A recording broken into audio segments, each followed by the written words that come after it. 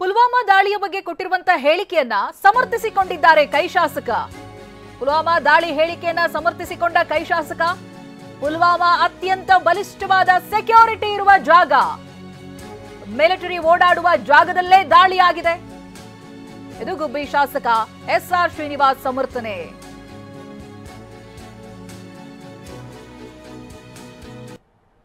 ಅತ್ಯಂತ ಬಲಿಷ್ಠವಾಗಿರ್ತಕ್ಕಂಥ ಸೆಕ್ಯೂರಿಟಿ ಇರ್ತಕ್ಕಂಥ ಜಾಗ, ಅದು ಮಿಲಿಟರಿ ಓಡಾಡ್ತಕ್ಕಂಥ ಜಾಗ, ಅಲ್ಲೇ ದಾಳಿ ಆಗುತ್ತೆ ಅಂತ ಇಟ್ಕೊಂಡಿದ್ವಿ.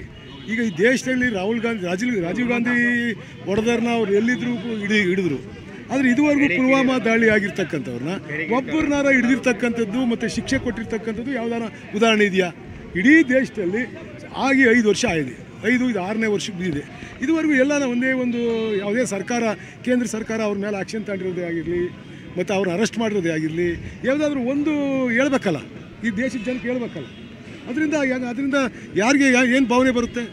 ಭಾವನೆ ಬರ್ತಕ್ಕಂಥದ್ದು ಏನು ಆಗಲೇ ಇಲ್ಲ ಅಂದರೆ, ಒಂದು ತನಿಖೆ ಆಗಲೇ ಇಲ್ಲ ಅಂದರೆ, ಒಂದು ತನಿಖಾ ಸಂಸ್ಥೆಯನ್ನು ನೇಮಿಸಿ ಅದ್ರ ಬಗ್ಗೆ ಎಂಕ್ವೈರಿ ಆಗಲಿಲ್ಲ ಅಂದರೆ ಹಿಂದಿನ ಉದ್ದೇಶ ಏನು? ಈ ರೀತಿ ಎಲ್ಲ ಜನಕ್ಕೂ ಅನುಮಾನ ಬರ್ತಾ ಇದೆ ಅಂತಕ್ಕಂಥದ್ದನ್ನು ಪ್ರಸ್ತಾಪ ಮಾಡಿದ್ವಿ. ಚುನಾವಣೆ ಗಿಮ್ಮಕ್ ಅಂತೀರಾ ಸರ್? 100% ಅವ್ರು ಮಾಡೋದಲ್ಲ ಚುನಾವಣೆ.